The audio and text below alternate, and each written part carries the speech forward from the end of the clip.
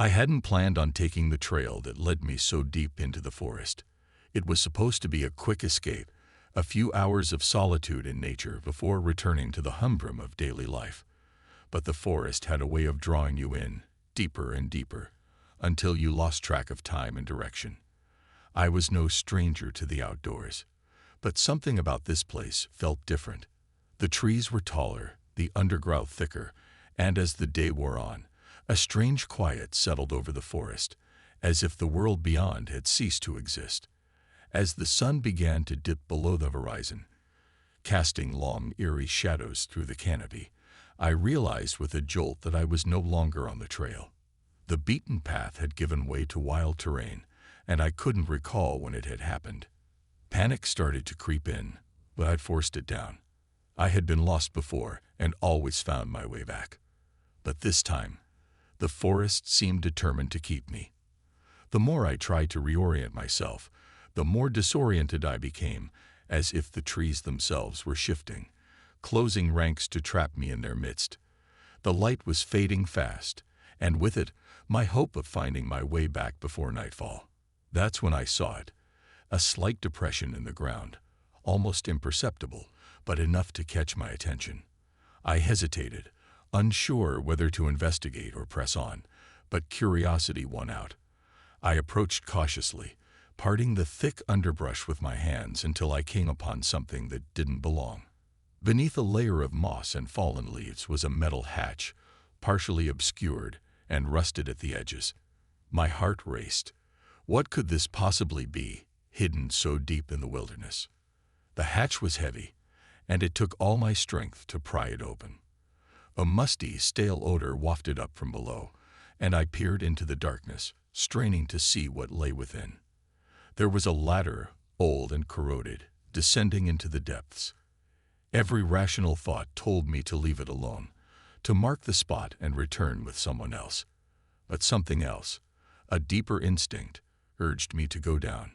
It was as if the forest itself was holding its breath, waiting to see what I would do. I climbed down cautiously, the metal rungs slick with age and moisture. The air grew colder the deeper I went, and when I finally reached the bottom, I found myself in a narrow corridor, lined with cold, damp concrete. The walls were slick with condensation, and the floor was uneven, littered with debris that crunched underfoot.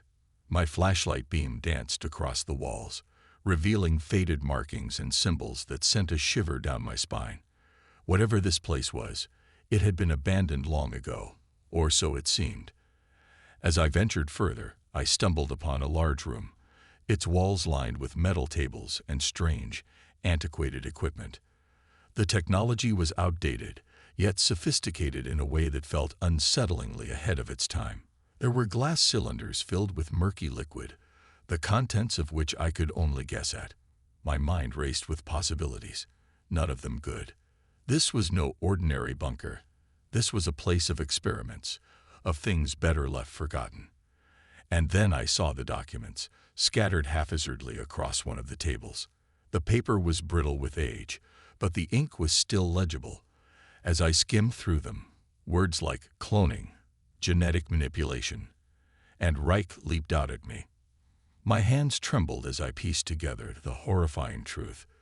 This was a Nazi bunker, hidden away and forgotten, but the experiments conducted here were very real and disturbingly recent.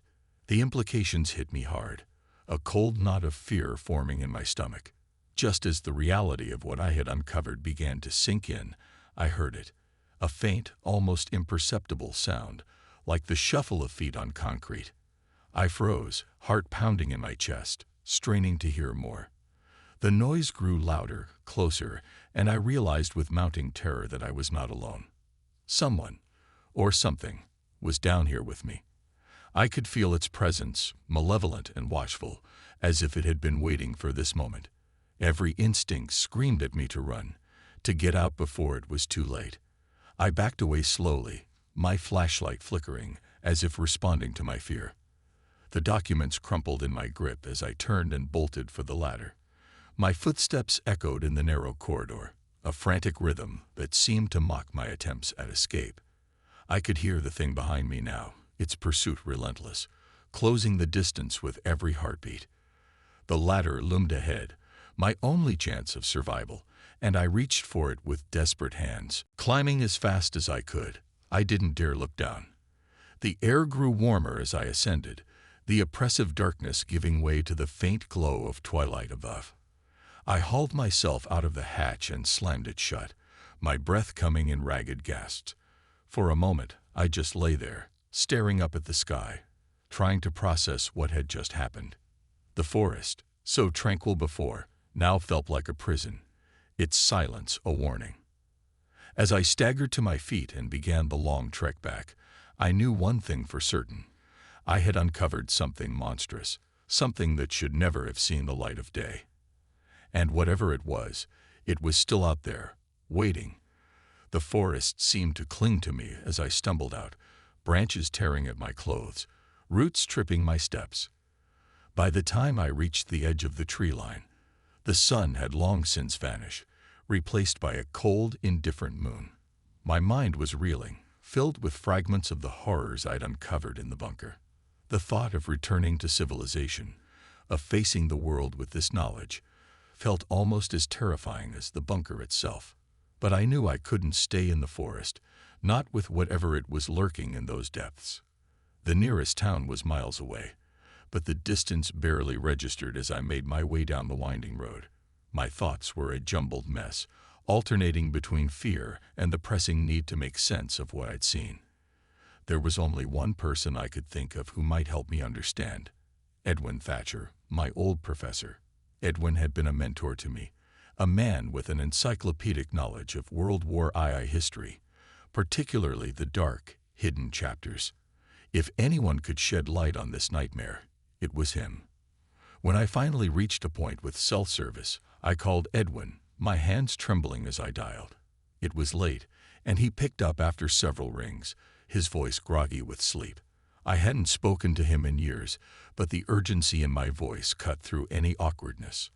I tried to explain, but the words tumbled out in a confused rush. Edwin, I found something. Something terrible. A bunker. Nazi experiments. Clones. I don't know what to do. There was a long pause on the other end, and I could hear him breathing, as if weighing my words. Daniel, calm down, he finally said, his tone shifting to one of cautious concern. Where are you? You need to come here. We'll figure this out together. But be careful. Don't tell anyone else about this. If what you're saying is true, we can't trust just anyone. His words both reassured and frightened me. If Edwin was worried, then the situation was even worse than I'd imagined. We agreed to meet at his house, far from prying eyes. The drive there was a blur, my mind racing with possibilities, each more terrifying than the last. What if this conspiracy went deeper than a forgotten bunker? What if it was still active, its tendrils spreading through modern society? When I arrived at Edwin's, the house was dark except for a single light in the study. He met me at the door, his expression grim. Edwin was older now, his hair graying, but his eyes were as sharp as ever. He ushered me inside without a word, locking the door behind us. The air inside the house was heavy with the scent of old books and stale coffee, a familiar comfort that did little to ease the tension coiled in my chest. In the study, I laid out everything I found: photos, documents, the fragmented pieces of a puzzle that made no sense. Edwin listened intently, his face growing more troubled with each passing minute. When I finished, he sat back, rubbing his temples as if trying to ward off a headache. Daniel, this is beyond anything I've encountered. If what you're saying is true, this isn't just a relic of the past. It's alive, and it's dangerous. His words hung in the air like a death sentence. I wanted to believe I was wrong, that this was all some elaborate hoax or a mistake, but the evidence was undeniable. Edwin suggested we return to the bunker to gather more proof. The idea of going back filled me with dread, but I knew it was necessary. We couldn't expose this conspiracy without solid evidence, and right now, all we had were fragments. The next day, we prepared for the trip. Edwin insisted on bringing some basic equipment: cameras, recording devices, and a few items for protection, just in case. The drive back to the forest was tense, both of us lost in our thoughts. The once serene landscape now seemed sinister, as if the trees themselves were conspiring to keep us away.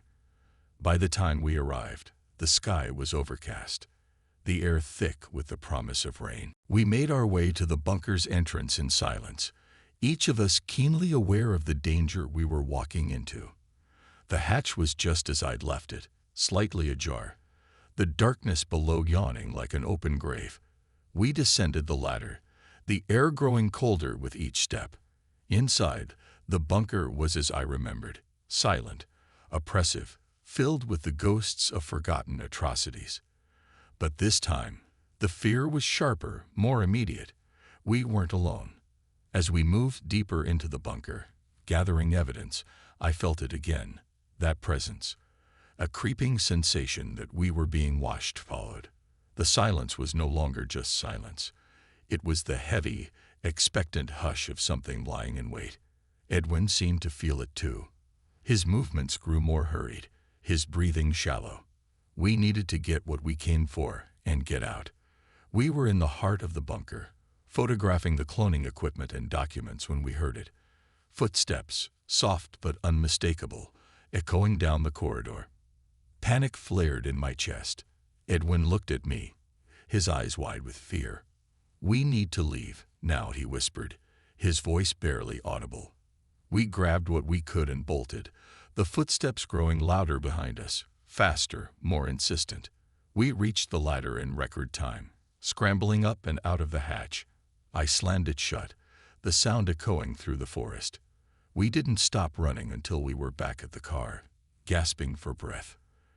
As we drove away, the first drops of rain began to fall, blurring the trees into dark smudges against the gray sky. I glanced back at the forest, half expecting to see someone, or something, emerge from the trees. But there was nothing, just the quiet, rain-soaked woods. But I knew, deep down, that we had only just begun to uncover the truth, and that truth was more terrifying than anything I could have imagined. After our harrowing return from the bunker, Edwin and I knew we couldn't face this conspiracy alone. The evidence we gathered was compelling, but it wasn't enough. We needed someone with more expertise, someone who could help us piece together the larger puzzle. Edwin suggested we contact Dr. Eleanor Blake, a historian and former mentor of his, who had spent years researching obscure Nazi history. I hesitated at first. Trust was a luxury we could scarcely afford. But Edwin assured me that Dr. Blake was someone we could rely on. We arranged to meet her at the university where she still taught. The building was old and stately, its Gothic architecture imposing against the gray sky. As we entered, I couldn't shake the feeling that we were being watched. Every face we passed seemed to hold a hint of suspicion, every glance a potential threat. I told myself it was just nerves, the aftereffects of the bunker still clinging to me, but the feeling wouldn't go away. Dr. Blake greeted us in her office, a small, cluttered space filled with books and papers. She was an older woman, sharp-eyed and keenly intelligent, with an air of authority that made me immediately wary. But her smile was warm, and her greeting to Edwin was genuine. They exchanged a few pleasantries before Edwin got to the point, laying out the documents and photos on her desk. As she examined them, her expression grew more serious, the lines around her mouth deepening. "This is extraordinary," she said finally, her voice tinged with something I couldn't quite place. "If these documents are authentic, they suggest a level of organization and foresight that's terrifying. The implications for modern society. We need to be very careful with this information. It could destabilize governments if it got into the wrong hands." Her words sent a chill through me. It was exactly what I feared, that we were dealing with something far bigger and more dangerous than we'd initially realized. But there was also something in her tone, a hint of detachment, that made me uneasy. She seemed almost too calm, too measured in her response, as if she'd known about this all along. I glanced at Edwin, but he seemed oblivious, caught up in the gravity of her words. As we discussed our next steps, I couldn't shake the feeling that we were walking into a trap. My paranoia, once a whisper in the back of my mind, was now a steady drumbeat. I found myself questioning everything. Dr. Blake's intentions, Edwin's trust in her, even my own judgment. The lines between friend and foe were blurring, and I was starting to feel dangerously alone in this fight. Just as we were about to leave, Leo, a journalist I'd briefly worked with in the past, barged into the office, his face pale and eyes wide with panic. "You need to get out of here," he gasped, barely able to catch his breath. "This whole thing, it's a setup. Dr. Blake, she's not who she says she is. She's part of it, Daniel. They all are." Time seemed to freeze. I turned to Dr. Blake, her expression unreadable. Then to Edwin, who looked utterly shocked. Before I could fully process what was happening, Dr. Blake's demeanor changed. The warmth evaporated, replaced by a cold, calculating look. She glanced at Karen, who had been standing quietly in the corner, and in that moment, everything clicked into place. Karen, who I'd thought was just another academic, was in on it too. Edwin tried to protest, to reason with them, but it was too late. Karen pulled out a gun, leveling it at us with a steady hand. "You should have stayed out of this, Daniel," she said, her voice devoid of emotion. "Now you've seen too much. We can't let you leave." I felt the walls closing in, the betrayal hitting me like a physical blow. Everything I thought I knew, everyone I thought I could trust, was a lie. I had led us straight into the lion's den, and now we were trapped. Leo was right. This had all been orchestrated, from the moment we contacted Dr. Blake. The conspiracy had been one step ahead of us the entire time. In the chaos that followed, Edwin and I were subdued, our protests silenced by the cold efficiency of Dr. Blake and Karen. They moved quickly, confiscating the evidence we'd risked our lives to gather. My mind raced, searching for a way out, but every path seemed blocked, every option cut off. We were at their mercy, and mercy was something they clearly lacked. Before we were taken away, Leo tried to fight back, but he was outnumbered and overpowered. They dragged us to a waiting van, and as we were forced inside, I caught a glimpse of Dr. Blake's face. There was no satisfaction there, no gloating, just a resigned determination. She believed in what she was doing, whatever that was, and nothing we could say or do would change her mind. As the van pulled away, the weight of our situation settled over me like a shroud. We had been betrayed by those we trusted, framed for crimes we didn't commit, and now we were being taken to an unknown fate. The conspiracy was deeper and more insidious than I had ever imagined, and its reach extended far beyond the forest, the bunker, or even this university. But as bleak as things seemed, one thought kept gnawing at me, refusing to let go. If we could escape, if we could survive, there might still be a chance to expose the truth. It was a slim hope, barely more than a flicker in the darkness, but it was all we had left. The van's interior was cold and unyielding, the metal walls closing in around us as we sped through the night. Edwin and I sat in silence, our hands bound, our minds racing. The weight of our situation pressed down heavily, each of us lost in our thoughts, trying to grasp the full extent of our predicament. I kept thinking back to that moment in Dr. Blake's office, the realization of betrayal hitting like a punch to the gut. Trust had been our undoing, and now we were being delivered straight into the hands of those we had sought to expose. Hours seemed to pass, the van's engine a constant, droning reminder of our helplessness. When the vehicle finally slowed and came to a stop, the door was thrown open, revealing a grim industrial warehouse silhouetted against the night sky. The place reeked of oil and rust, its towering walls looming over us like some ancient beast, indifferent to the fate of those within its grasp. We were dragged out, the cold night air stinging against our skin, and forced inside. The warehouse was vast and cavernous, its interior a maze of metal beams and shadowy corners.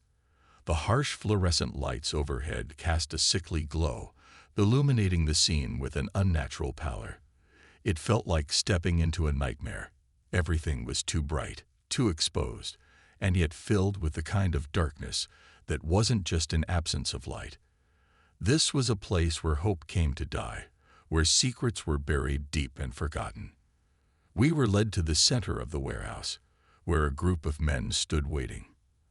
At their head was Heinrich Kraus, a name I had come across in the bunker's documents, a name that should have remained in the annals of history.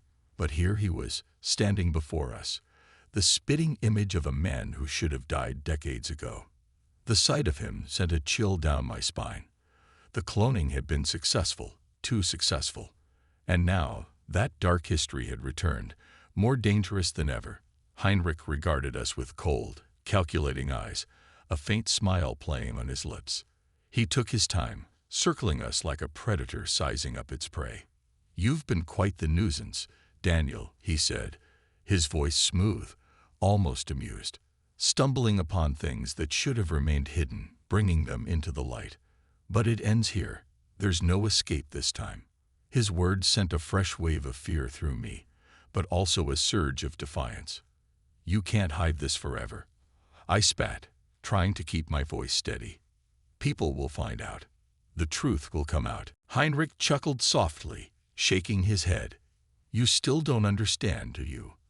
We've been in control for years, pulling the strings from behind the scenes.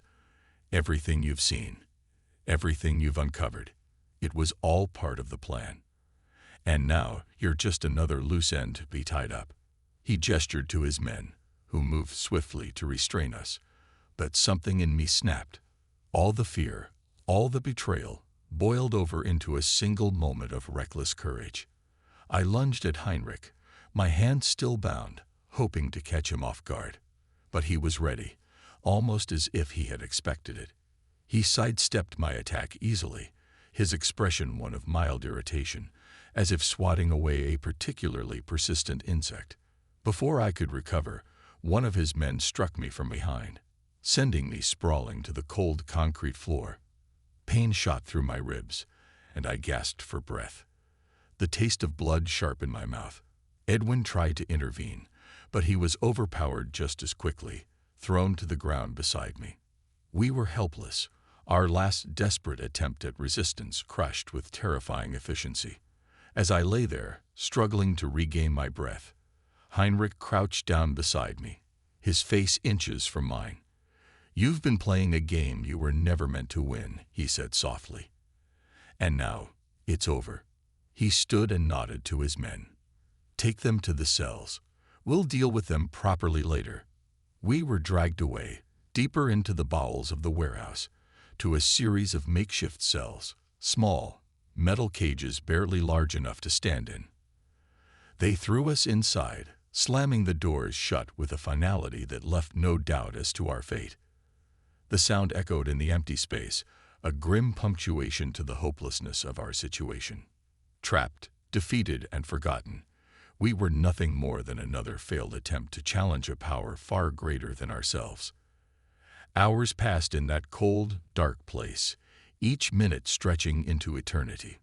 The realization that we were likely to die here, without ever exposing the truth, gnawed at my mind. I thought of everything we had been through, every clue, every piece of evidence, and how it had all led us to this point. Edwin sat in the cage beside me, silent and still, the weight of our failure evident in his posture. We had tried to fight a monster born from the darkest chapters of history, and now we were about to become just another footnote in its continuing legacy. But as I stared through the bars, something flickered in the corner of my mind. Something that Heinrich had said, a hint that all might not be lost.